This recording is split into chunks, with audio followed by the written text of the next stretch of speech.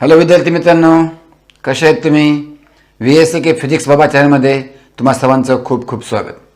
विद्यार्थी मित्रांनो, या सिरीज ऑफ व्हिडिओ लेक्चर्समध्ये आपण 11वीचा थर्मल प्रॉपर्टीज ऑफ मॅटर हा चॅप्टर चालू केलेला आहे, राईट. आणि या चॅप्टरवरचं हे दुसरं लेक्चर आहे. पहिलं लेक्चर ऑलरेडी यूट्यूबवर अपलोड झालेलं आहे. तर मी आशा करतो की तुम्ही ते लेक्चर पाहिलं असेल. ज्या विद्यार्थ्यांनी पाहिलेलं नाही, कृपया त्यांनी सुद्धा ते लेक्चर पहा, कारण त्यामध्ये तुम्हाला हीट आणि टेम्परेचरचा कन्सेप्ट एक्सप्लेन केलेला आहे. ते लेक्चर पूर्ण पाहिल्यानंतर तुम्हाला हे लेक्चर जास्त चांगल्या प्रकारे समजेल. विद्यार्थी मित्रांनो, अनेक आपल्या विद्यार्थी मित्रांना अडचण येते की टेम्परेचर कन्व्हर्जन कसं होते वेगवेगळ्या स्केलमध्ये, राईट. तर टेम्परेचरचं वेगवेगळ्या स्केल आहे, ते सगळ्याला माहिती आहे. डिग्री सेल्सिअस स्केल आहे, डिग्री फॅरेनहाइट स्केल आहे, आणि कोणते केल्विन स्केल आहे, ॲब्सोल्यूट स्केल म्हणतो आपण त्याला, राईट. आणि याच्यामध्ये कन्व्हर्जन कशा प्रकारे करता येते, त्याचे फॉर्म्युले काय आहेत, त्याच्या मागचं बेसिस काय आहे, राईट. टेम्परेचर मेजरमेंटच्या मागचं बेसिस काय आहे. तर हे ज्या विद्यार्थ्याला माहीत नाही त्यांच्यासाठी हे लेक्चर अतिशय महत्त्वाचं आहे, कारण मेनली या लेक्चरमध्ये आपण मेजरमेंट ऑफ टेम्परेचर आणि त्याच्या रिलेटेड सर्व कन्सेप्ट आणि त्याच्यावर आधारित काही प्रॉब्लेम सुद्धा पाहणार आहोत, ठीक आहे.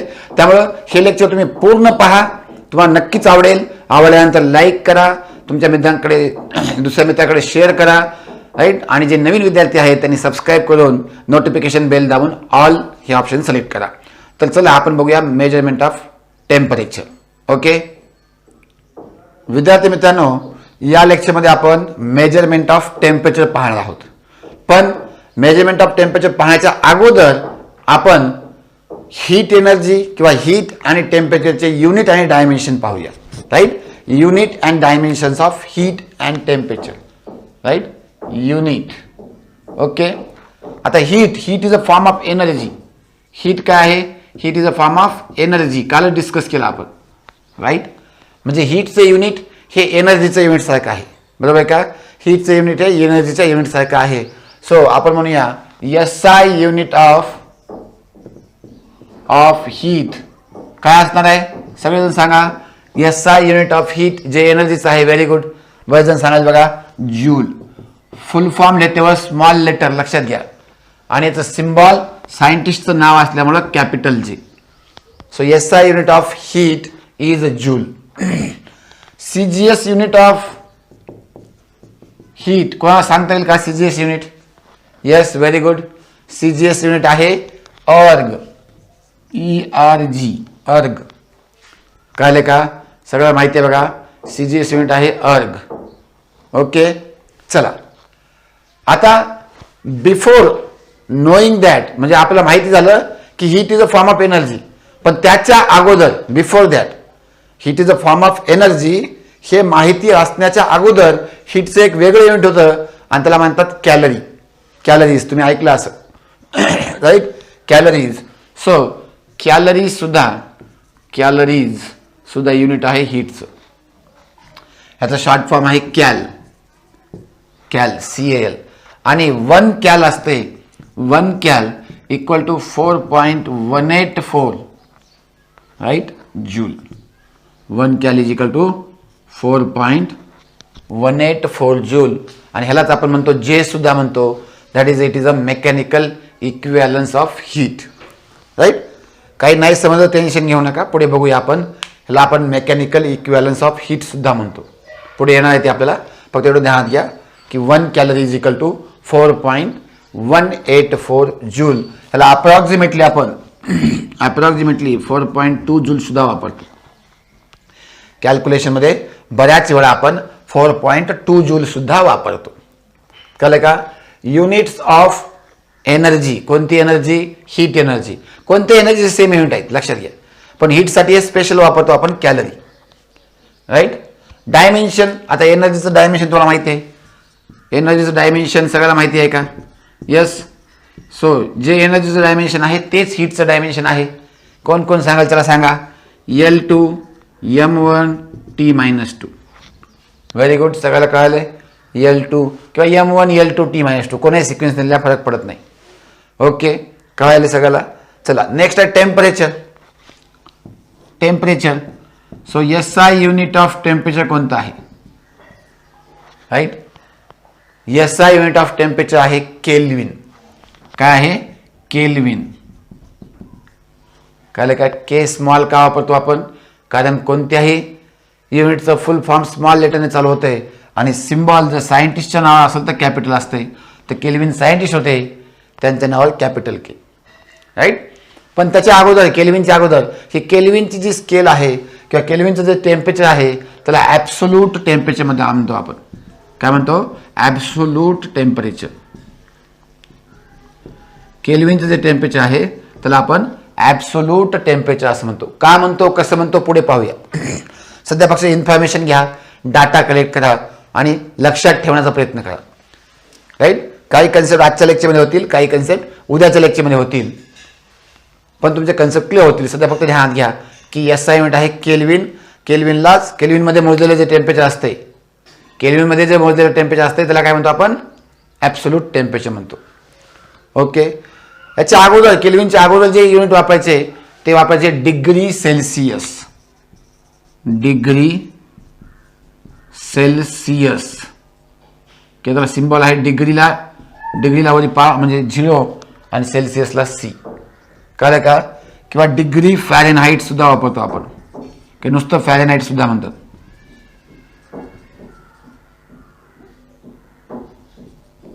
Degree Fahrenheit. कळलं का? डिग्री सेल्सियस किंवा डिग्री फॅरेनहाईट. एक वेळेस फॅरेनहाईटची स्पेलिंग चेक करा. फॅरेनहाईट बरोबर आहे. राईट. ते स्पेलिंग लक्षात घ्या. Fahrenheit, degree Fahrenheit. कळलं का? आता या स्केल काय आहेत, कुठून आल्या, कशा आल्या, सगळं बघणार आहोत आपण. सध्या फक्त युनिट आणि डायमेन्शनकडे लक्ष द्या. ठीक आहे. डायमेन्शन काय सांगा बरं मला बाळांनो? डायमेन्शन्स ऑफ टेम्परेचर कोण सांगेल? तर बाळांनो तुम्हाला लक्षात असेल, टेम्परेचर एक फंडामेंटल फिजिकल क्वांटिटी आहे. Temperature is a fundamental. 7 fundamental आहेत, बरोबर आहे का नाही? 8 झाले का? 7 घ्या. राईट. 7 फंडामेंटल आहेत. राईट. आणि त्यामुळे त्याचं डायमेन्शन फक्त काय येईल? के. फंडामेंटल. Very good. कळलं का? तर युनिट आणि डायमेन्शन कळले तुम्हाला हीट आणि टेम्परेचरचे. ओके. आता आपण मेजरमेंट ऑफ टेम्परेचर पाहूया. अतिशय स्लोली सिस्टमॅटिक वेने तुम्हाला सगळं सांगणार आहे. राईट. थोडंसं लक्ष द्या आणि समजून घ्यायचा प्रयत्न करा. ओके. बाळांनो, टेम्परेचर मोजायचं आहे. आपण टेम्परेचर फील करू शकतो बघा, बरोबर आहे का? आपण हीटला फील करू शकतो. राईट. एखाद्या वस्तूला हात लावला, आपल्याला जर गरम लागला तर आपण चटकन हात बाजूला काढतो, म्हणजे आपल्याला फील होतंय की याचं टेम्परेचर जास्त आहे. राईट. ते जर आपण आईस कंटेनिंग आहे की नाही, समजा एखाद्या कंटेनरमध्ये आईस आहे, त्याला टच केला तर लगेच आपल्याला थंड फील होतंय. राईट. आपली जी फिलिंग आहे ती कशी आहे? रिलेटिव्ह आहे. तुम्हाला सांगितलं मी रिलेटिव्ह म्हणजे काय? एखादी वस्तू हॉट आहे, त्याच्या कंपॅरिझनमध्ये दुसरी वस्तू कोल्ड आहे. कळलं का? एखादी वस्तू हॉट आहे, त्याच्या कंपॅरिझनमध्ये दुसरी वस्तू कोल्ड आहे, पण एक्झॅक्टली किती हॉट आहे किंवा किती कोल्ड आहे हे नंबरच्या फॉर्ममध्ये आपण सांगू शकत नाहीत. आपण फक्त फील करू शकतो. बरोबर आहे का? तर मेजरमेंट म्हणजे काय? एक्झॅक्टली नंबरच्या फॉर्ममध्ये सांगण्यात आला की हे इतकं आहे. कळलं का? समजा मी काय केलं, समजा मी एक पेन घेतली, ही पेन. राईट. आणि दुसरं समजा मी हे एक बुक घेतलं, आपलं NCERTचं बुक आहे माझ्याकडे. पेन आणि बुक घेतलं, दोघांना फील केलं तर मला लक्षात येईल की याचं मास जास्त आहे, ह्याचं मास कमी आहे. बरोबर आहे का? ह्याचं मास जास्त आहे, याचं मास कमी आहे. पण एक्झॅक्ट नंबर सांगा माझ्यानंतर मला सांगता येणार नाही, तर मी कम्पेअर करून सांगालो की हे जास्त आहे, कमी आहे, हे उंच आहे, हा काय म्हणतो तुला कमी हाईटचा आहे. कम्पेअर तयार करू शकतो आपण, पण एक्झॅक्टली मेजर करण्यासाठी आपल्याला काहीतरी स्केल लागते. काय सगळ्याला? आपल्याला काहीतरी स्केल लागते, आपल्याला काहीतरी इन्स्ट्रुमेंट लागते. कळलं का? इन्स्ट्रुमेंट लागते आणि त्या इन्स्ट्रुमेंटवर स्केल मार्किंग असली पाहिजे. बरोबर आहे का? समजा तुम्हाला लेंथ मोजा म्हणलं, समजा या बोर्डची लेंथ मोजा म्हणलं, मी कम्पेअर करून सांगू शकतो की या पेनची लेंथ कमी आहे, बोर्डची लेंथ जास्त आहे. कम्पॅरिझन सांगितलं मी तुला, पण एक्झॅक्टली काहीतरी नंबर द्यायला म्हणल्यानंतर मला सांगता येणार नाही. मग मला काय करावं लागेल? मला एका स्पेसिफिक लेंथला 1 म्हणावं लागेल. काहीतरी स्पेसिफिक लेंथला मला काय म्हणावं लागेल? 1 म्हणावं लागेल. त्याच्या डबल झालं 2 म्हणावं लागेल. तर अशी एक स्केल तयार करावं लागेल आणि ती स्केल आहे की नाही, ती एका इन्स्ट्रुमेंटवर मला मार्क करावं लागेल, कॅलिब्रेट करावं लागेल, राईट. तशाच प्रकारे आपल्याला टेम्परेचरसाठी सुद्धा करायचं आहे. कळले का? तशाच प्रकारे आपल्याला टेम्परेचरसाठी सुद्धा करायचं आहे. Okay, right. लक्षात आलं का? आता टेम्परेचर मेजरमेंट करायचं म्हणजे नेमकं काय करायचं कळायला का तुम्हाला? तर मेजरमेंट ऑफ टेम्परेचर आपली heading.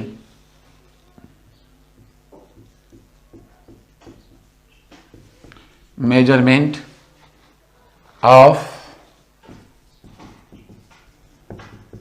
Temperature. Measurement of temperature.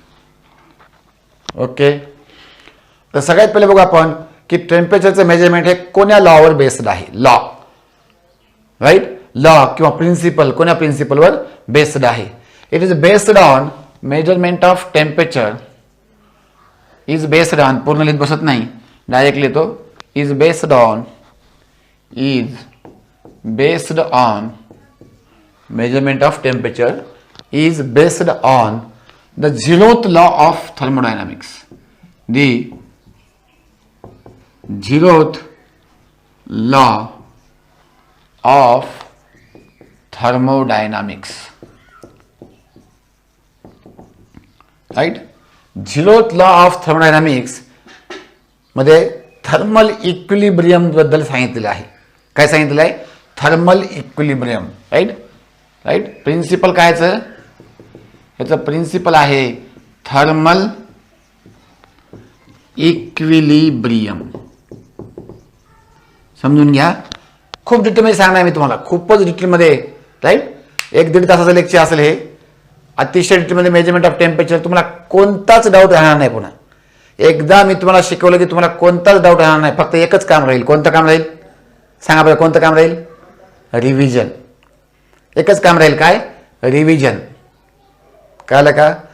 Right. त्यामुळे थोडंसं ध्यान देऊन बघा, विशेष लक्ष द्या, विशेष लक्ष देऊन बघा, राईट. बाळांनो, काय आहे थर्मल इक्विलिब्रियम किंवा झिरोथ लॉ काय आहे? झिरोथ लॉ एक्झॅक्टली आता पार्ट नसेल तरी लक्षात घ्या, फक्त शब्द ध्यानात ठेवा की झिरोथ लॉ ऑफ थर्मोडायनामिक्सवर बेस्ड आहे. कारण तुम्हाला थर्मोडायनामिक्समध्ये झिरोथ लॉ हा आहे. तिथं zeroth law, first law, second law, third law, right. तर हे थर्मोडायनामिक्सचे लॉज तुम्हाला आहेत. तुम्ही त्या केमिस्ट्रीमध्ये सुद्धा शिकणार आहेत आणि फिजिक्समध्ये सुद्धा तुम्ही शिकणार आहात. कळलं का? त्यामुळे इथं लॉ सांगत बसत नाही मी तुम्हाला, फक्त तुम्ही लक्षात ठेवा की झिरोथ लॉवर डिपेंड आहे. आणि झिरोथ लॉ काय सांगतो? थर्मल इक्विलिब्रियम बद्दल सांगतो. तर थर्मल इक्विलिब्रियम काहीच अवघड नाही बघा. थर्मल इक्विलिब्रियम काय आहे की बाबांनो, एक हॉट वस्तू आहे, एक हॉट वस्तू आहे आणि एक कोल्ड वस्तू आहे, राईट. एक हॉट वस्तू आहे आणि एक कोल्ड वस्तू आहे. हे झालं हॉट आणि हे झालं कोल्ड. ओके. अगोदर या दोघांमध्ये कॉन्टॅक्ट नव्हता. लक्षात घ्या, अगोदर या दोघांमध्ये कॉन्टॅक्ट नव्हता, तेव्हाच काही प्रॉब्लेम नाही. तेव्हाच हॉट हॉट राहील, कोल्ड कोल्ड राहील. पण आपण काय केलं? आपण या दोघाला थर्मल कॉन्टॅक्ट केला. या दोघांमध्ये थर्मल कॉन्टॅक्ट केला म्हणजे त्यातला वॉल कसे आहेत? डायाथर्मिक आहेत. हे शब्द ध्यानात ठेवा. अनेक शब्द नवीन आलेत तुम्हाला, तर हे शब्द तुम्हाला हळूहळू करतील थर्मोडायनामिक्समध्ये, कायनेटिक्स ऑफ गॅसेसमध्ये. कळलं का? आता हे 3 चॅप्टर लिंक्ड आहेत बघा. Thermal properties of matter, thermodynamics आणि कायनेटिक थिअरी ऑफ गॅसेस. तेव्हा तुम्हाला सगळे कन्सेप्ट क्लिअर करायचे असतील तर 3 चॅप्टर क्लिअर व्हावं लागतील. तर तुम्हाला सगळे कन्सेप्ट एक्झॅक्टली क्लिस्टर काय म्हणतो आपण क्रिस्टल क्लिअर होतील. कळलं का? तेव्हा काही शब्द ध्यानात ठेवा. तर एक शब्द ध्यानात ठेवा तुम्ही, डायाथर्मिक वॉल. Diathermic wall. आता डाया म्हणजे त्याच्यामधून पास व्हायले. डायाथर्मिक वॉल म्हणजे काय? अशी वॉल ज्याच्यामधून हीट पास होते. Heat can pass through that wall. Heat can pass through that wall. Heat can pass through that wall. आणि दुसरी वॉल असते ॲडियाबॅटिक वॉल. ॲडियाबॅटिक वॉल किंवा अथर्मिक वॉल. अथर्मियानिक किंवा थर्मिक असे शब्द वापरतात. म्हणजे त्यातून हीट पास होत नाही. म्हणजे फॉर एक्झाम्पल आपला थर्मास फ्लास्क. थर्मास फ्लास्क बघितला तुम्ही? थर्मास फ्लास्क तुम्ही सकाळी जर चहा गरम केला तर संध्याकाळपर्यंत चहा गरम राहतो. म्हणजे काय? चहाची हीट, चहामधली हीट ही बाहेर येत नाही किंवा बाहेरची हीट मध्ये जात नाही. No transfer of heat.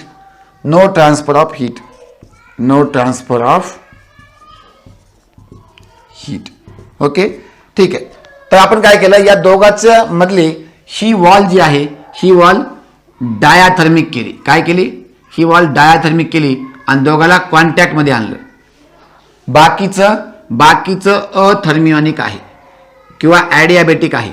तर ॲडियाबॅटिक जे आहे ते आपण असं लाईन दर्शवतो, म्हणजे अजून हीट पास होत नाही. कळले का. आणि ही आहे डायाथर्मिक वॉल. तर काय होईल तुम्हाला सांगायची गरज नाही. एक हॉट बॉडी आहे, एक कोल्ड बॉडी आहे आणि दोघांमध्ये वॉल जी आहे डायाथर्मिक वॉल आहे.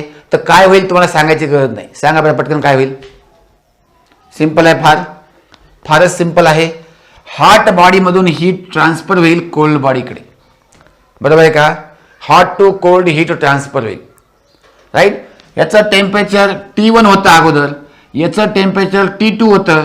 तर कोण मोठं होतं, तर T1 मोठं होतं T2 पेक्षा. Very good. सगळं कळालं तुम्हाला. राईट. आणि हॉट बॉडीकडून कोल्ड बॉडीकडे हीट ट्रान्सफर होते. हेच आपण काल सुद्धा डिस्कस केलेलं आहे आणि डिस्कस करायची गरज नाही, तुम्हाला माहिती आहे ऑलरेडी.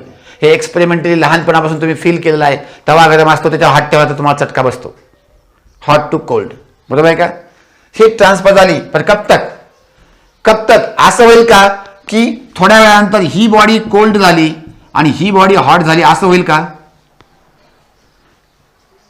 ऐसा होगा क्या कि बाद में क्या हो गया, बाद में ये ठंडा पड़ गया और ये गर्म हो गया. नहीं, ऐसा नहीं होगा. राइट. तो कैसा होगा भाई, कैसा होगा बोलो.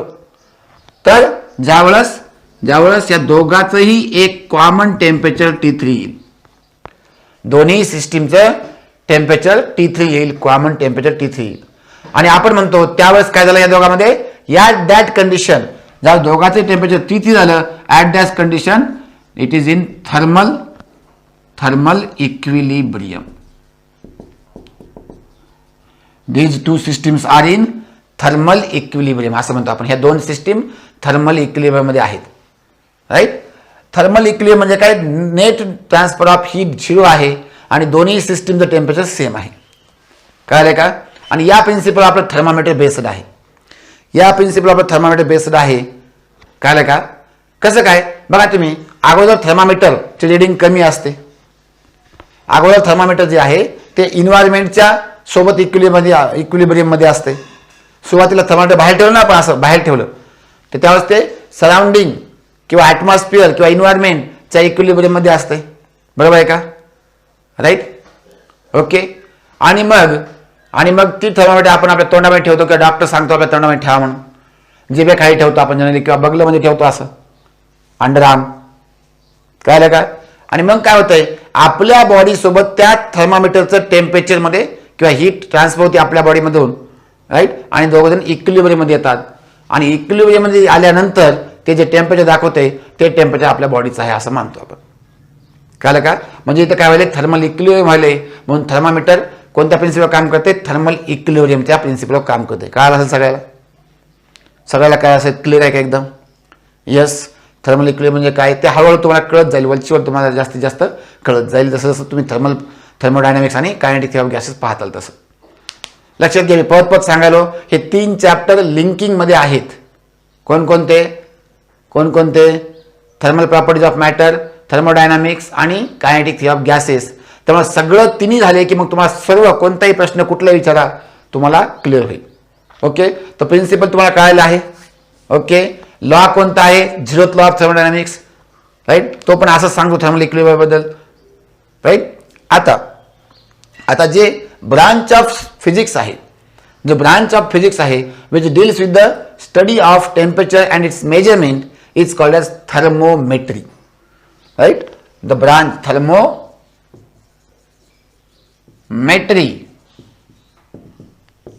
Right. What is thermometry? Thermometry is the branch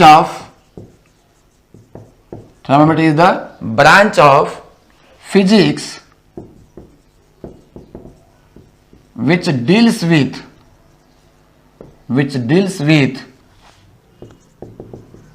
the study and measurement of temperature. Study and measurement of temperature is called is called thermometry. Is called thermometry. Right, spelling इथं आहे तुमच्याकडे. ओके, थर्मोमेट्री ब्रँच आहे. आणि instrument जे आहे, हे instrument जे वापरतो आपण मेजरमेंटसाठी, त्याचं नाव तुम्हाला सगळ्याला माहिती आहे. टेम्परेचरच्या मेजरमेंटसाठी जे इन्स्ट्रुमेंट तयार केलं त्याला आपण म्हणतो थर्मोमीटर. बरोबर आहे का? थर्मामीटर म्हणतात काही जण, थर्मोमीटर म्हणतात काही जण. कळलं का? राईट, थर्मामीटर किंवा थर्मोमीटर. ओके, तर तुम्हाला लॉ कळाला, प्रिन्सिपल कळालं, ही ब्रँच कोणती आहे ती कळाली, आणि इन्स्ट्रुमेंटला काय म्हणतात ते कळालं. ओके, आता आपण बघूया की थर्मोमीटर तयार कसं झालं. राईट, आणि याच्या वेगवेगळ्या स्केल कशा तयार झाल्या. कळलं का? थर्मामीटर कसं तयार झालं आणि याच्या वेगवेगळ्या स्केल कशा तयार झाल्या त्या आता आपण पाहणार आहोत. ओके, तर आता आपण थर्मामीटर बद्दल बोलूया की थर्मामीटर कसं तयार केलं, त्याचं कन्स्ट्रक्शन कसं झालं, नेमकी आयडिया कशी आली मेजरमेंट ऑफ टेम्परेचरची.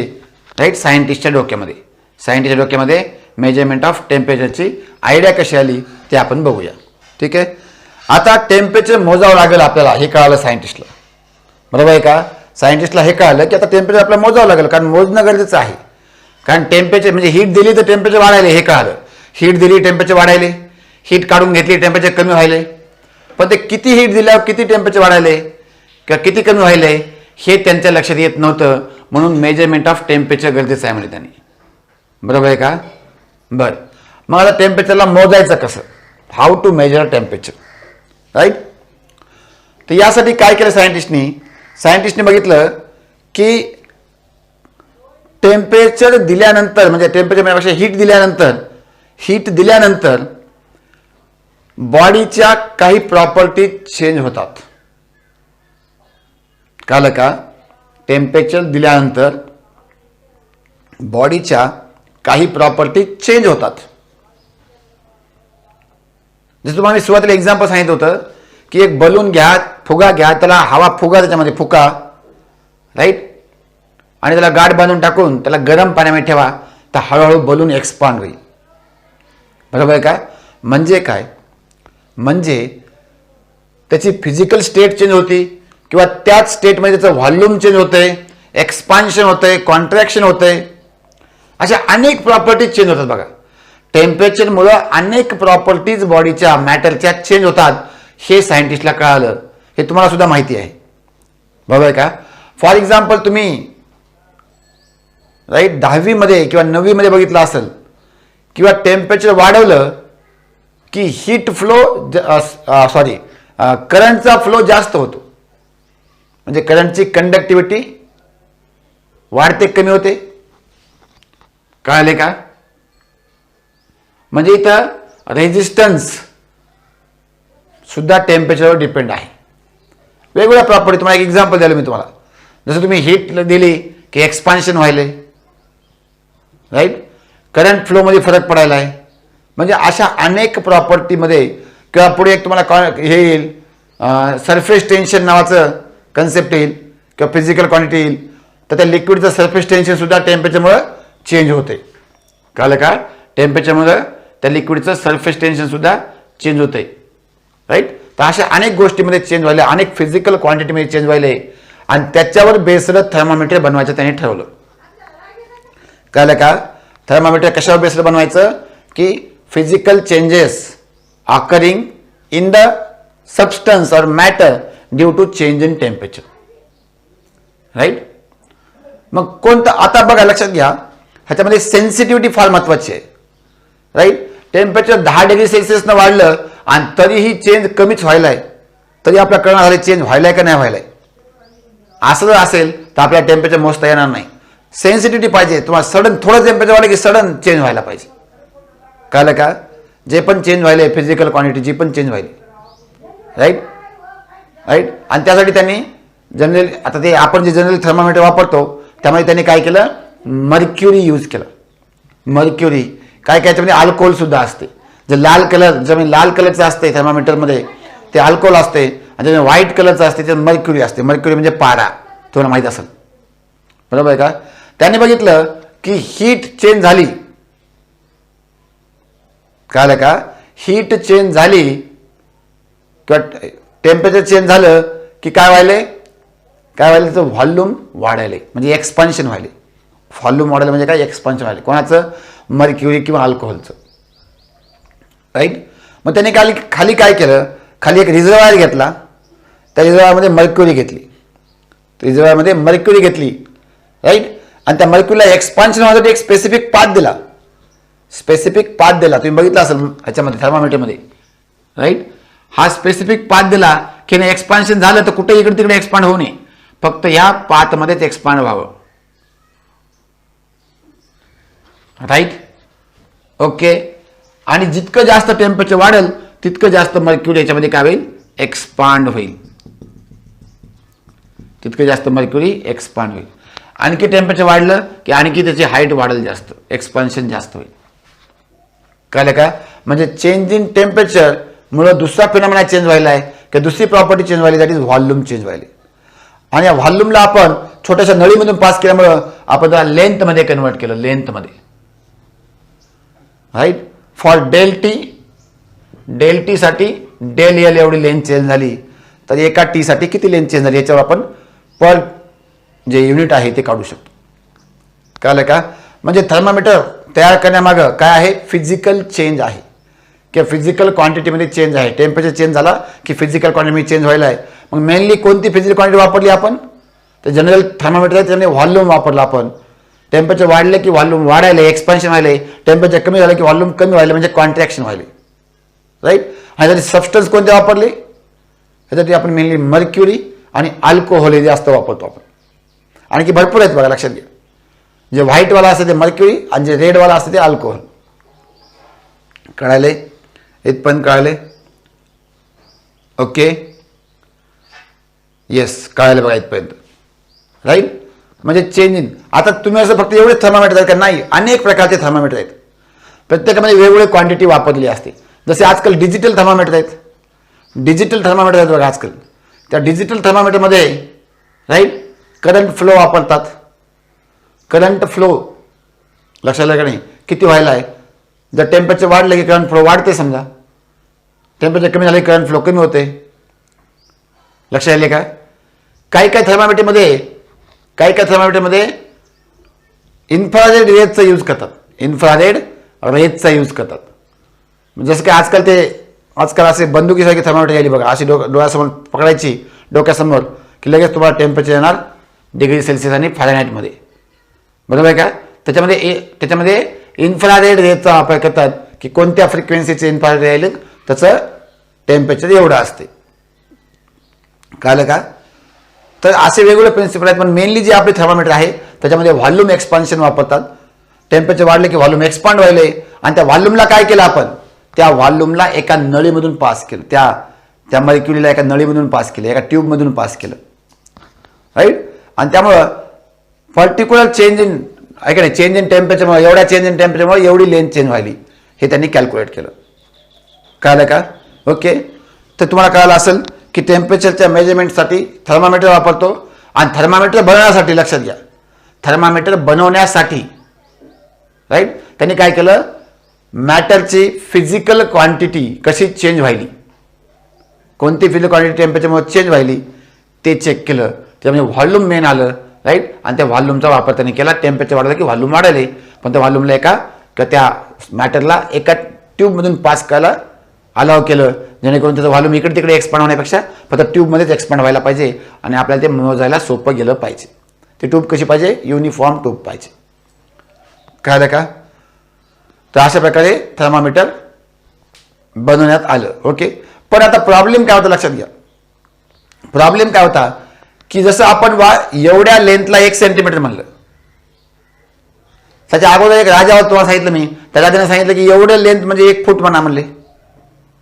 कळलं का. म्हणजे काय, म्हणजे युनिट डिसाईड करणं आणि स्केल डिसाईड करणं. कळलं का. युनिट आणि स्केल कशी डिसाईड केली ते आपण लगेच पाहूया. ओके. तर आता तुम्हाला बऱ्याच गोष्टी कळल्या आहेत. राईट.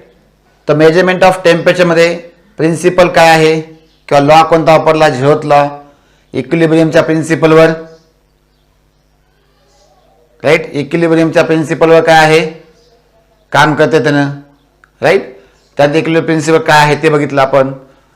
त्या ब्रांचला थर्मोमेट्री म्हणतो आपण, त्यानंतर थर्मामीटर म्हणतो आपण इन्स्ट्रुमेंटला, राईट. आणि थर्मामीटर कसं तयार केलं, ह्याच्या कन्स्ट्रक्शनसाठी काय आयडिया वापरली हे सुद्धा तुम्हाला सांगितलं मी. बरोबर आहे का, की बाबा टेम्परेचर चेंज झालं की मॅटरच्या, पदार्थाच्या, कोणाच्या वस्तूच्या, कोणा लिक्विडच्या फिजिकल क्वांटिटी चेंज व्हायली. बरोबर आहे का, फिजिकल क्वांटिटी चेंज व्हायली, राईट.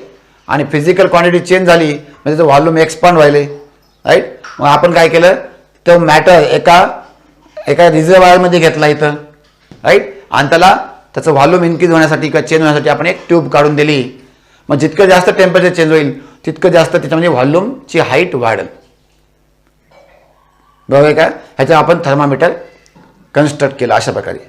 पण आता प्रॉब्लेम होता तुम्हाला सांगितलं मी स्केलचा किंवा युनिटचा, किती एक म्हणायचं कितीला दोन म्हणायचं. जर फॉर एक्झाम्पल आपण एवढ्या लेंथला 1 सेंटीमीटर म्हणलं होतं, राईट, तर छोट्याला 1 मिलीमीटर म्हणलं, मोठ्याला 1 मीटर म्हणलं. बरोबर आहे की नाही, राईट. मग हे युनिट ठरवायचं आणि स्केल ठरवायची. बाळांनो, समजा मी म्हणलं की मुंबईचं डिस्टन्स 1000 किलोमीटर आहे.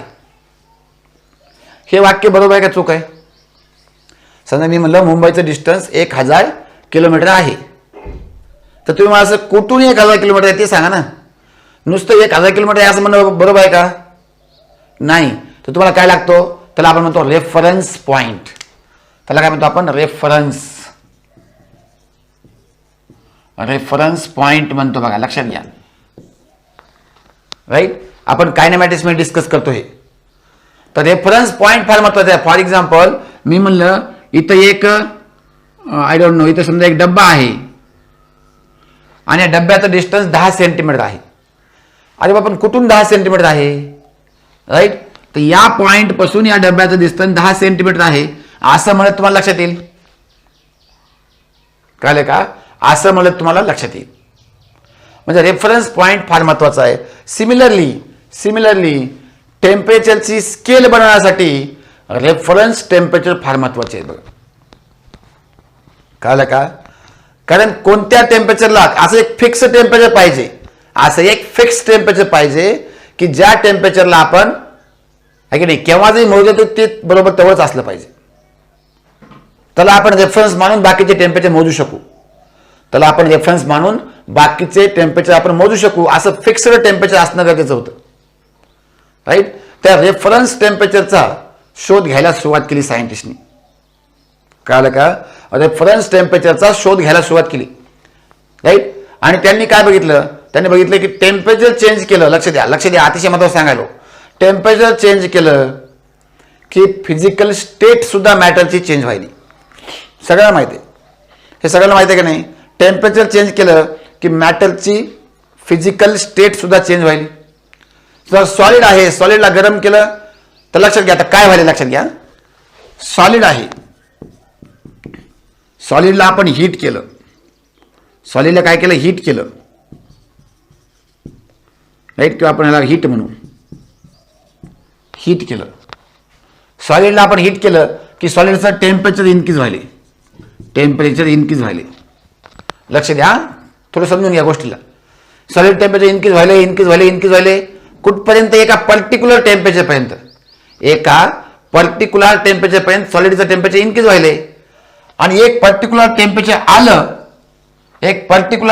आलं की त्यावेळेस टेम्परेचर कॉन्स्टंट असायले. बघा लक्षात घ्या, एक पर्टिक्युलर टेम्परेचर आलं की त्यावेळेस टेम्परेचर कॉन्स्टंट असायले. आणि त्या कॉन्स्टंट टेम्परेचरला सॉलिडचं कन्व्हर्जन लिक्विड मध्ये व्हायले. आणि हे जे कॉन्स्टंट टेम्परेचर आहे ह्याला आपण म्हणतो मेल्टिंग पॉइंट. लक्षात घ्या, बरेच जण लक्षात येत नाही की कॉन्स्टंट टेम्परेचर का आहे. ते पुढे आपण फेज चेंज मध्ये सुद्धा बघणार आहोत, ह्याच्यावर आपण प्रॉब्लेम सुद्धा करणार आहोत. लक्षात घ्या, कळले का. पण सगळ्या ध्यानात घ्या की सॉलिडला अगोदर हीट केलं तर हळूहळू टेम्परेचर वाढल कुठपर्यंत, एका मॅक्सिमम टेम्परेचर पर्यंत, राईट. आणि त्या टेम्परेचरला त्या सॉलिडचं रूपांतर होईल लिक्विडमध्ये. आणि जोपर्यंत पूर्ण सॉलिड लिक्विडमध्ये कन्वर्ट होत नाही तोपर्यंत त्याचं टेम्परेचर कॉन्स्टंट राहील. कंप्लीट फेज चेंज जोपर्यंत होत नाही तोपर्यंत. आणि ह्या constant temperature at which solid is converted into liquid is called as melting point. आणि ह्याच्यात उलट जर केलं आपण, ह्याच्या उलटी जर प्रक्रिया केलं, लिक्विडमधून जर आपण सॉलिडमध्ये केलं, ह्याला आपण म्हणतो फ्रीजिंग पॉइंट. ह्याच्या उलटी प्रक्रिया बघा, लक्षात घ्या. तर मेल्टिंग पॉइंट आणि फ्रीजिंग पॉइंट सारखेच आहेत, फक्त प्रोसेस कोणत्या डायरेक्शन चालली ते ठेवावं लागते आपल्याला. कळलं का? फ्रीजिंग पॉइंट याची व्हॅल्यू सेमच आहे, की दोघांची व्हॅल्यू सेमच असेल, किंमत सेम असेल, पण कोणाचं ते सांगा. तुम्हाला म्हणता येते, तुम्हाला काय म्हणता येते? Melting point of ice. आणि हेच जर तुम्हाला वॉटरचं म्हणायचं असेल तर वॉटरच्या केसमध्ये तुम्हाला म्हणता freezing point of water. Melting point of water म्हणणं चुकीचं आहे, कारण वॉटर मेल्ट होत नाही, वॉटर ऑलरेडी लिक्विडच आहे. कळलं का? दोन्ही सेमच आहेत बघा. मेल्टिंग पॉइंट ऑफ आईस आणि फ्रीजिंग पॉइंट ऑफ वॉटर हे दोन्ही सेमच आहेत. सायंटिस्टने बघितलं की एका पर्टिक्युलर टेम्परेचरला आईसचं मेल्टिंग व्हायलंय वॉटरमध्ये, किंवा वॉटर कन्वर्ट व्हायले, वॉटर फ्रीज व्हायले आईसमध्ये. कळलं का? त्याला फ्रीज पॉइंट किंवा फ्रीजिंग पॉइंट म्हणलं. राईट? आणि त्याने बघितलं की हे नेहमी जर हे जर प्रेशर कॉन्स्टंट असेल, तर हे टेम्परेचर सुद्धा नेहमी कॉन्स्टंटच असेल. So at 1 atmosphere, standard atmospheric pressure म्हणतो त्याला आपण. Standard atmospheric pressure, standard atmospheric pressure. तर स्टँडर्ड ॲटमॉस्फेरिक प्रेशरला, राईट, हे जे फ्रीजिंग पॉइंट आहे कोणाचा? वॉटरचा, ह्याला सायंटिस्ट म्हणले, ह्याला म्हणले झिरो म्हणा म्हणले. ह्याला काय म्हणा म्हणले? झिरो म्हणा म्हणले. ह्याला झिरो म्हणा म्हणले. लक्षात घ्या. रेफरन्स पॉइंट भेटला का तुम्हाला? आता समजायले का? कारण कॉन्स्टंट टेम्परेचर आहे. टेम्परेचर कसं कॉन्स्टंट? आपला रेफरन्स पॉइंट असा पाहिजे की ज्याचं टेम्परेचर कॉन्स्टंट असलं पाहिजे. कळलं का? तर स्टँडर्ड ॲटमॉस्फेरिक प्रेशर किती असते? 1 ॲटमॉस्फिअर, त्याला 1 बार सुद्धा म्हणतो आपण. त्या टेम्परेचरला फ्रीजिंग पॉइंट ऑफ वॉटरला झिरो म्हणा म्हणले. आणि दुसरा एक रेफरन्स पॉइंट घेतला त्यांनी, 2 रेफरन्स पॉइंट घेतले. बघा गंमत बघा. दुसरा एक रेफरन्स पॉइंट घेतला आणि पुन्हा या वॉटरला आपण हीट केलं तर ते गरम होईल. 0 degree Celsius, 1 degree, 2 degree, 3 degree, 5 degree, 10 degree, 100 degree. आणि 100 डिग्रीला पुन्हा टेम्परेचर कॉन्स्टंट राहील. बघा, 100 डिग्रीला पुन्हा टेम्परेचर कॉन्स्टंट राहील. केव्हापर्यंत? जोपर्यंत सगळं लिक्विड कन्वर्ट होत नाही. कशामध्ये? गॅसमध्ये. राईट? म्हणजे ज्यावेळेस लिक्विडला आणखी हीट करू तर अगोदर टेम्परेचर वाढेल. बघा लक्षात घ्या, अगोदर टेम्परेचर वाढेल कुठपर्यंत? अगेन एका कॉन्स्टंट टेम्परेचरपर्यंत. आणि त्यानंतर टेम्परेचर कॉन्स्टंट राहील आणि त्या कॉन्स्टंट टेम्परेचरला liquid is converted into gas.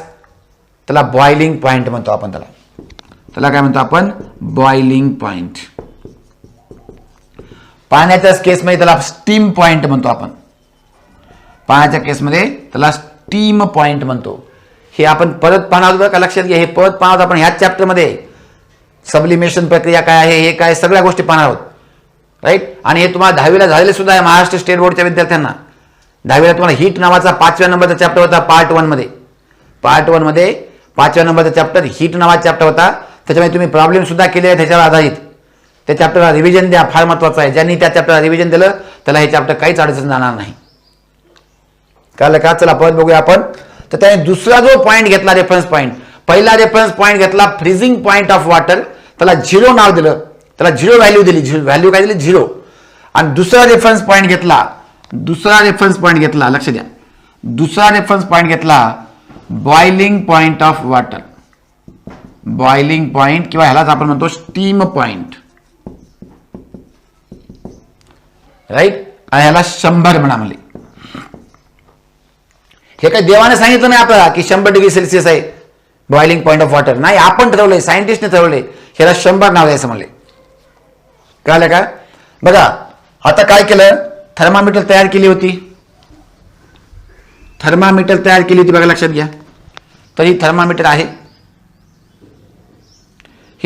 आहे. राईट?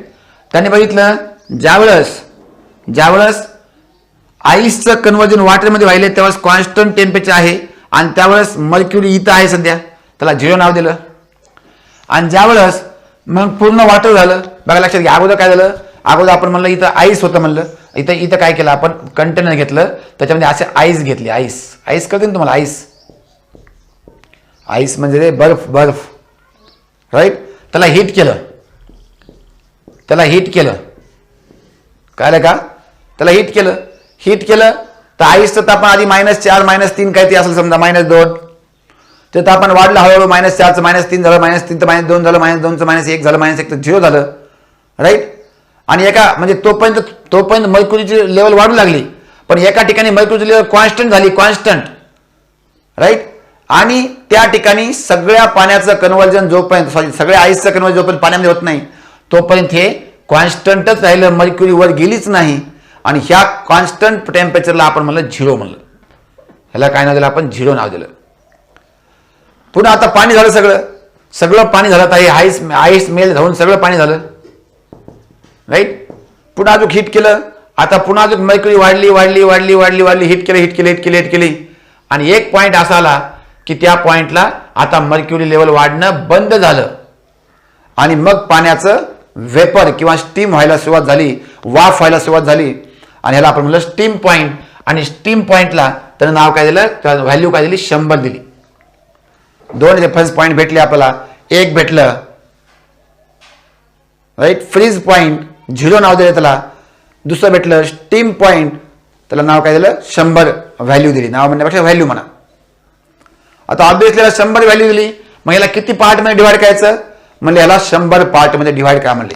ही एवढी जी लेंथ आहे ह्याला 100 पार्टमध्ये डिवाइड करा म्हणले. म्हणजे इथं 50, इथं 90, इथं 80, इथं 70, इथं 60, हे की नाही, इथं 40, इथं 30, इथं 20, इथं 10.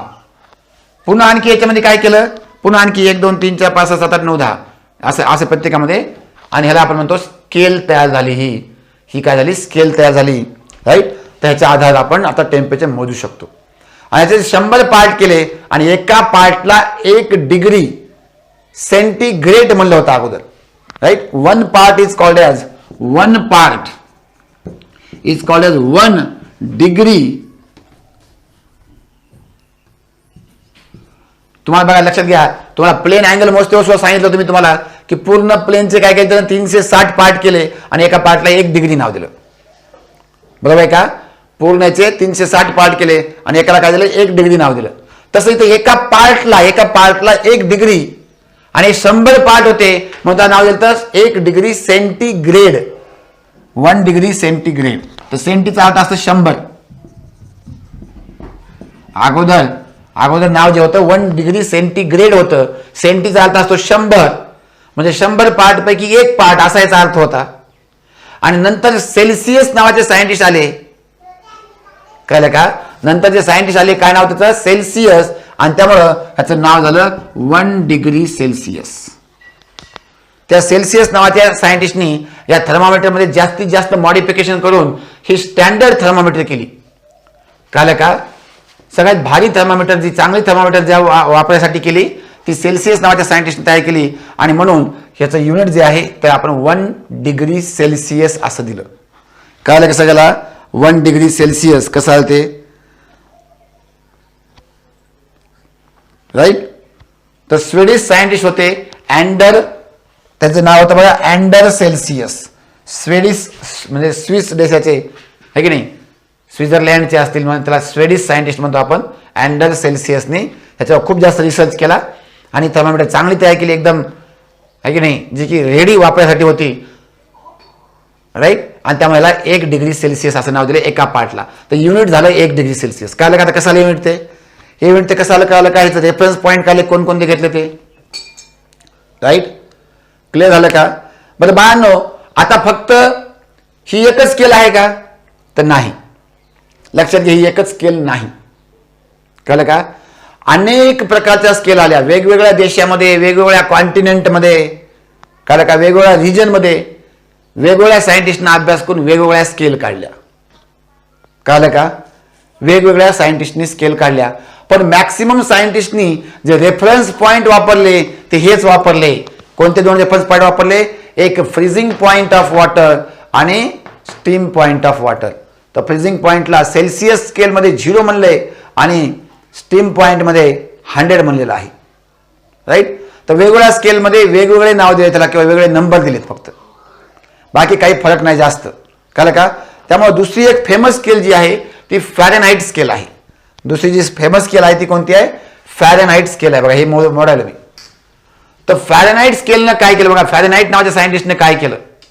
आता असं का केलं याच्याबद्दल डाटा एवढा इन्फॉर्मेशन अवेलेबल नाही, पण त्यांनी काय केलं, त्यांनी जे फ्रीजिंग पॉइंट आहे, लक्ष द्या, त्यांची जी थर्मामीटर होती,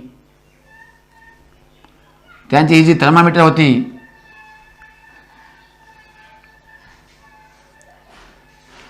राईट, त्या थर्मामीटरमध्ये जिथं जिथं पाण्याचा बर्फ होऊ लागला, ज्या टेम्परेचरला, किंवा आईसचं पाण्यामध्ये रूपांतर होऊ लागलं, राईट, त्याला त्यांनी 32 नाव दिलं, 32 नंबर दिला.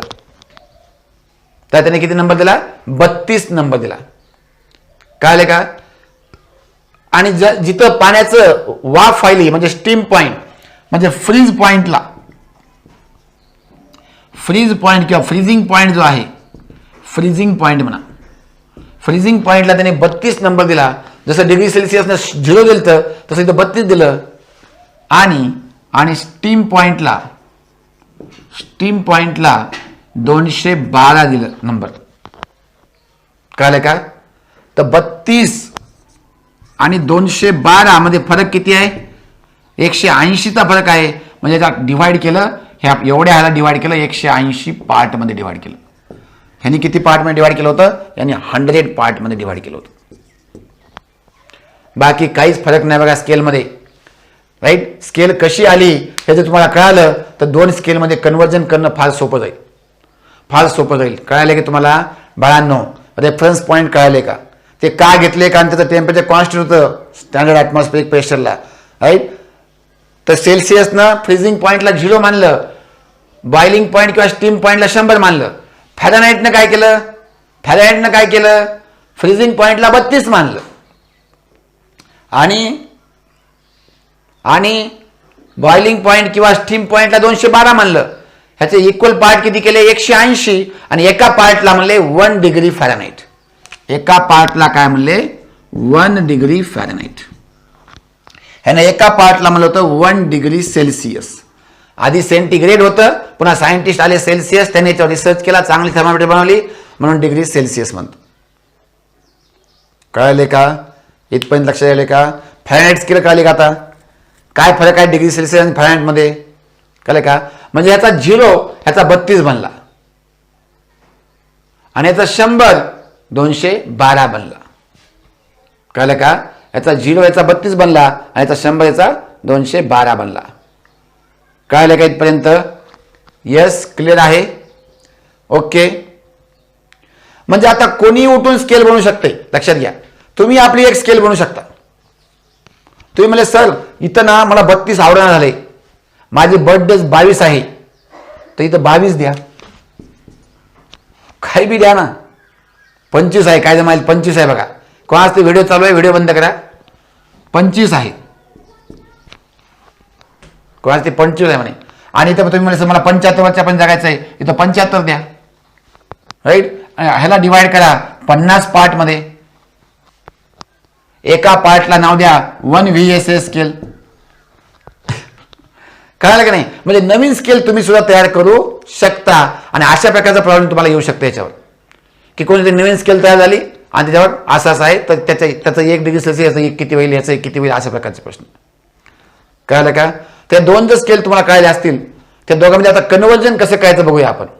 कोणत्याही स्केलमध्ये कन्व्हर्जन येईल तुम्हाला, हे 2च नाही, ह्याच्यावर तुम्हाला केल्विन स्केलचं मी सांगतो. राईट. ह्याच्यावर तुम्हाला केल्विन स्केलचं सुद्धा सांगतो. पण केल्विन स्केल कशी आली हे मात्र ह्या लेक्चरमध्ये होणार नाही. आता लेक्चर लेंथ झालेलं आहे, आता फक्त कन्व्हर्जन बघूया. ठीक आहे. स्केल कळाला तुम्हाला, सेल्सिअस स्केल आणि फॅरेनहाइट स्केल कशा आल्या. Freezing point, steam point. Freezing पॉईंटला ह्यानं 0 मानलं, ह्यानं 32 मानलं. स्टीम पॉईंटला ह्यानं 100 मानलं, ह्यानं 212 मानलं. आणि ह्यानं 100 पार्टमध्ये डिवाइड केलं आणि एका पार्टला 1 डिग्री सेल्सिअस म्हणलं. आणि ह्यानं 212 - 32 म्हणजे 180 पार्टमध्ये डिवाइड केलं आणि एका पार्टला 1 फॅरेनहाइट म्हणलं. कळलं का? मग मला सांगा 1 डिग्री सेल्सिअसचा एक पार्ट मोठा असेल का 1 फॅरेनहाइटचा पार्ट मोठा असेल? बघा हे तेवढंच आहे, तेवढ्याला 180 पार्टमध्ये डिवाइड केलं आणि तेवढ्याला 100 पार्टमध्ये डिवाइड केलं तर कोणाचा एक पार्ट मोठा येईल? सिंपल गोष्ट घ्या, पेनचे मी 100 तुकडे केले आणि याच पेनचे दुसऱ्या पेनचे मी 180 तुकडे केले आहे की नाही, तर ज्यावेळेस 100 तुकडे केले त्यावेळेस एक पार्ट मोठा येईल ना. तर 1 degree Celsius is greater than 1 Fahrenheit. 1 degree Fahrenheit. कळलं का नाही? ही तुम्हाला आयडिया आली पाहिजे. कळले का? राईट. आता याच्यामधलं कन्व्हर्जन बघूया आपण. ह्याचा फॉर्म्युला कसा आला, राईट. आणि एक जनरल फॉर्म्युला घेऊन टाकू आपण ज्याच्यामध्ये सगळ्या ह्याचं कन्व्हर्जन तुम्हाला येतील. ठीक आहे, ओके. चला तर आपण कन्व्हर्जन बघूया. एक स्केलमधून दुसऱ्या स्केलमध्ये कन्व्हर्जन कसं करायचं. कळलं का? एक स्केलमधून कन्व्हर्जन दुसऱ्या स्केलमध्ये कन्व्हर्जन कसं करायचं. ठीक आहे. तर अगोदर आपण डिग्री सेल्सिअस आणि फॅरेनहाइट ही दोन गोष्टी घेऊया. आपण एक ग्राफ काढूया. बघा लक्षात घ्या, एक ग्राफ काढूया ज्याच्यामध्ये अलॉंग एक्स ॲक्सिस एक ग्राफ काढूया आपण. या ग्राफमध्ये अलॉंग एक्स ॲक्सिस आपण डिग्री सेल्सिअस मध्ये टेम्परेचर मोजूया, राईट. आणि अलॉंग वाय ॲक्सिस आपण डिग्री फॅरेनहाइट मध्ये टेम्परेचर मोजूया. कळले का? Along x axis degree Celsius मध्ये टेम्परेचर मोजूया आणि along Y axis degree Fahrenheit मध्ये टेम्परेचर मोजूया. ठीक आहे का? कळले का सगळ्याला? यस, ठीक आहे. चला आता आपण म्हणलं की बाबा डिग्री सेल्सिअस मध्ये फ्रीजिंग पॉइंट किती होता? 0 होता. डिग्री सेल्सिअस मध्ये फ्रीजिंग पॉइंट 0 होता, बरोबर ना. पण फॅरेनहाइट मध्ये फ्रीजिंग पॉइंट किती होता? 32 होता. फॅरेनहाइट मध्ये फ्रीजिंग पॉइंट 32 होता. कळलं का? फॅरेनहाइट मध्ये 32 होता, राईट. आता म्हणजे हे पॉइंट आहे तुमचा 0,32 म्हणजे 0 डिग्री सेल्सिअस 32 फॅरेनहाइट, राईट. तसंच डिग्री सेल्सिअस मध्ये बॉइलिंग पॉइंट किती होता? 100. बॉइलिंग पॉइंट होता 100. फॅरेनहाइट मध्ये बॉइलिंग पॉइंट होता 212. म्हणजे या दोघांचा जे कॉमन पॉइंट आला, इकडे दोघांचा पॉइंट घेतला ग्राफवर, तर आपल्याला हे पॉइंट भेटेल. हे भेटेल तुम्हाला 100,212. तर 100 आलं हे डिग्री सेल्सिअस मध्ये, 212 आलं फॅरेनहाइट मध्ये. डिग्री फॅरेनहाइट मला वाटलं, राईट. आणि हे जे दोन पॉइंट आहेत, ह्या दोन पॉइंटला आपण जोडून टाकू. या दोन पॉइंटला एका स्ट्रेट लाईनने जोडू आपण.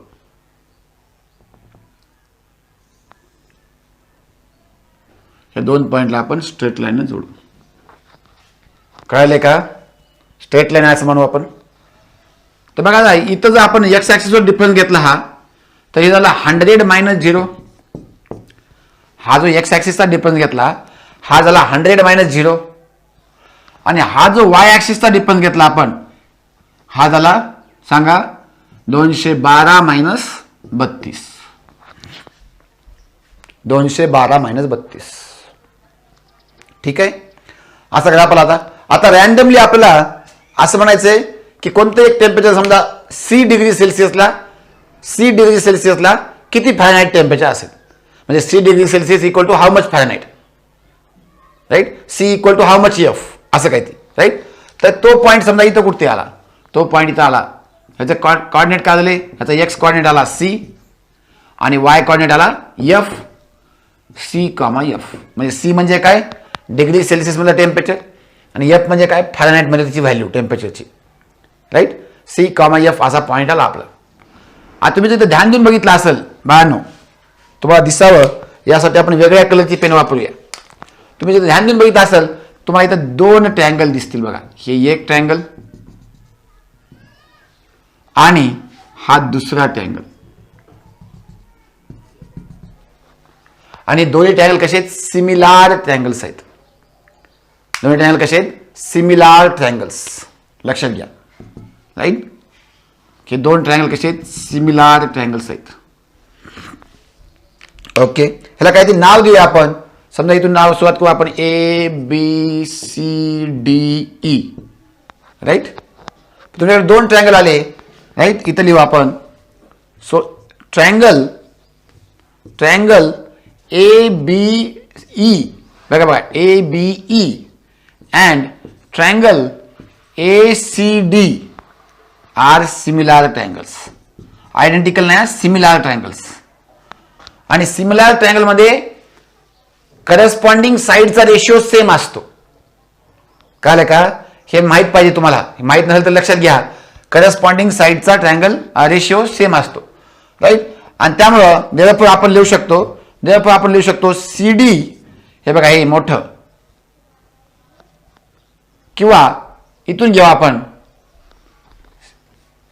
CE upon CD. लक्ष द्या, छोट्या ट्रायंगल ची बाजू ही डिवाइड बाय मोठ्या ट्रायंगलची बाजू इक्वल टू येईल ही बाजू छोट्या ट्रायंगलची इक्वल टू AE भागिले AD, कारण मोठ्या ट्रायंगलची बाजू पूर्ण आहे AD. कळलं का? लक्षात आलं का? सिमिलर ट्रायंगलच्या करस्पॉन्डिंग साइडचा रेशिओ सेम असतो, बरोबर आहे का? AE नाही, सॉरी BE नाही, AE बरोबर ना, BE. एक मिनिट हा, काय ते गोळ झाला. CE आणि C नाही, BE येईल इथं. हा, BE डिवाइड बाय CD, बरोबर आहे. BE divide by CD equal to येईल AE डिवाइड बाय AD. कळलं का? राईट. आता B काय बघूया आपण. B काय बघा, हे B, राईट. हे पॉइंट B आणि हे F आहे. हे काय आहे? F. हे B पॉइंट कोणता आहे बघा, Y ऍक्सिस वर F आहे. इथे लिहू शकतो आपण F. आणि E पॉइंट आहे -32, है ना. तर हे टोटल F -32 केलं तर एवढे भेटलं ना आपल्याला. F टोटल -32 केलं तर एवढी जागा भेटला आपल्याला. कळलं का? तो हे झालं F -32 भागिले CD काय आहे ते आपण लिहिले तिथं 212 -32 इक्वल टू AE काय कुठे आहे? AE ते ये तुमचं हे C पॉइंट आहे बघा, C point, C -0 divide by 100 -0. तर हे तुमचा फॉर्म्युला आला बघा. आता तुम्ही सगळं एक्झिक्यूट कसं करायचं, कळलं का? त्याच्या आपण जनरल फॉर्म्युला घेऊया, राईट. तर लक्षात घ्या, F -32 काय? फ्रीजिंग पॉइंट इन F म्हणजे त्या स्केलमध्ये divide by steam point in F minus freezing point in F. लक्ष द्या, स्टीम पॉइंट आणि फ्रीजिंग पॉइंटचं वजाबाकी आहे खाली, वरी रीडिंग आणि फ्रीजिंग पॉइंटची वजाबाकी आहे. Similarly C minus freezing point in C divide by steam point in C minus freezing point in C. काय तुम्हाला?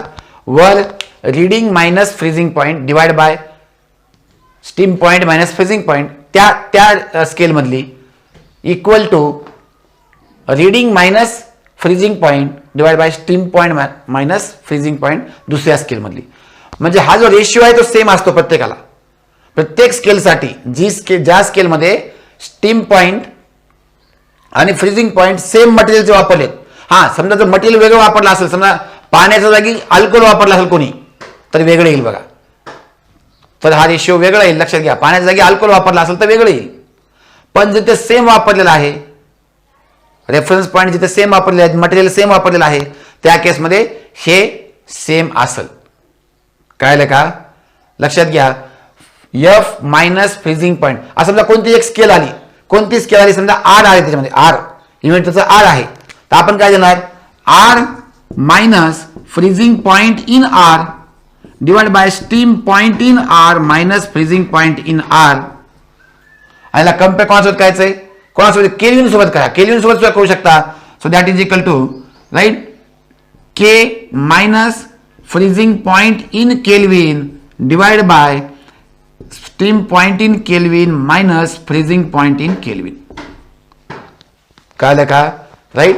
म्हणजे केल्विनचं फॅरेनहाइट सोबत, केल्विनचं डिग्री सेल्सिअस सोबत, डिग्री सेल्सिअसचं ह्या कोणाच्या नवीन R स्केल सोबत, कोणासोबत आपण कम्पेअर करू शकतो, पण हे फ्रीजिंग पॉईंट आणि स्टीम पॉईंट माहीत पाहिजे.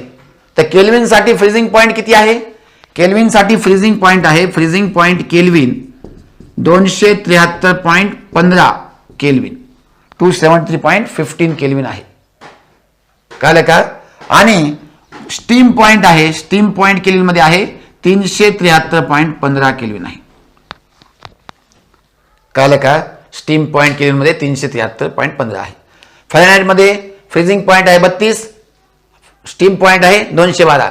डिग्री सेल्सिअस मध्ये फ्रीजिंग पॉईंट 0, स्टीम पॉईंट आहे 100. कळलं का? राईट. एकदा आपण तिघाचं रिलेशन लिहूया आणि आज लेक्चर संपूया. हे लक्षात घ्या. फक्त 2 मिनिटं वेळ लागेल बघा, फक्त 2 मिनिटं वेळ लागेल. आपण तिघाचं रिलेशन लिहूया. राईट. या तिघाचं रिलेशन लिहूया. प्रॉब्लेम घेणार होतो पण नेक्स्ट प्रॉब्लेम मध्ये घेईल, नेक्स्ट लेक्चर मध्ये घेईल एखादा प्रॉब्लेम. कळलं का? बघा लक्षात घ्या. आपण म्हणलं सेल्सिअस मधली रीडिंग, सी म्हणजे काय? रीडिंग आहे. सेल्सिअस मध्ये कोणते टेम्परेचर, समजा 50 डिग्री सेल्सिअस, 30 डिग्री सेल्सिअस, कोणती पॉईंट तुम्हाला पाहिजे ते. Minus freezing point in Celsius. तर फ्रीजिंग पॉईंट इन सेल्सिअस किती आहे? फ्रीजिंग पॉईंट इन सेल्सिअस 0 आहे बघा. फ्रीजिंग पॉईंट इन सेल्सिअस किती आहे? 0 आहे. तर C मायनस 0 अपॉन 100 मायनस 0. 100 काय आहे? Steam point in Celsius minus 0. कळलं का? सिमिलरली आता फॅरेनहाइट मध्ये काय येईल बघा. फॅरेनहाइट मध्ये रीडिंग कोणती? F घेतली आपण. F मायनस काय सांगा? F मायनस 32 अपॉन काय सांगा? 212 मायनस 32. काय सगळ्याला इक्वल टू केल्विनचं काय बघा. K मायनस केल्विनचं काय सांगा मला, थोडं वर चाललंय का? इक्वल टू K मायनस केल्विनचं 273.15. पण जनरली आपण 273 वापरतो. 273.15 च्या ऐवजी आपण काय वापरतो? जनरली 273 वापरतो. 273 भागिले 373 मायनस 273. राईट. ह्याला सॉल्व्ह करूया आपण. ह्याला सॉल्व्ह करूया बघा. तर C मायनस 0 झालं C upon 100 equal to F minus 32 upon 180. या दोघांचे वजा 180 ते बघा. Equal to K minus 273 divide by 100. कळलं का? राईट. आता तुम्ही याच्यात तिघातून एक 0 कॅन्सल करू शकता. एक 0 कॅन्सल करा. राईट. आणि तिघालाही काय करा? 2 न डिवाइड करा. 2 न डिवाइड करा. तिघालाही 2 न डिवाइड करा. तुमचं येईल C divide by 5 equal to F minus 32 divide by 9 equal to K minus 273 divide by 5. Right. आणि हे जर रिलेशन तुम्ही ध्यानात ठेवलं तर या तिघामधलं कन्वर्जन तुमचं कधीच चुकणार नाही. हे लक्षात घ्या. हे दोघांचं घेतलं सेपरेटली. तुम्हाला F पाहिजे तर त्यानुसार F ची व्हॅल्यू काढा. C पाहिजे तुम्हाला C ची व्हॅल्यू काढा. ह्या दोघाला घेऊ शकता. ह्याच्यानुसार K पाहिजे K ची व्हॅल्यू काढा. F पाहिजे F ची व्हॅल्यू काढा. कळलं का? तर अशा प्रकारे हे जर इक्वेशन तुम्ही ध्यान ठेवलं तर तुम्ही कोणतंही कन्वर्जन करू शकता. कळलं का? राईट. तर तुम्हाला इथं कन्वर्जन सुद्धा कळलं असेल आणि वेगवेगळ्या स्केल कळले असतील. डिग्री सेल्सिअस, फॅरेनहाइट आणि केल्विन. केल्विनचं कन्वर्जन तुम्हाला कळलं असेल, पण केल्विन स्केल कुठून आली, कशी आली, राईट, ते तुम्हाला कळलं नसेल तर घाबरू नका. नेक्स्ट लेक्चरमध्ये आपण तेच घेणार आहोत. राईट. ठीक आहे. तर आता हे पण आपण थांबूया. ओके. Thank you very much. भेटूया आपण नेक्स्ट लेक्चरमध्ये.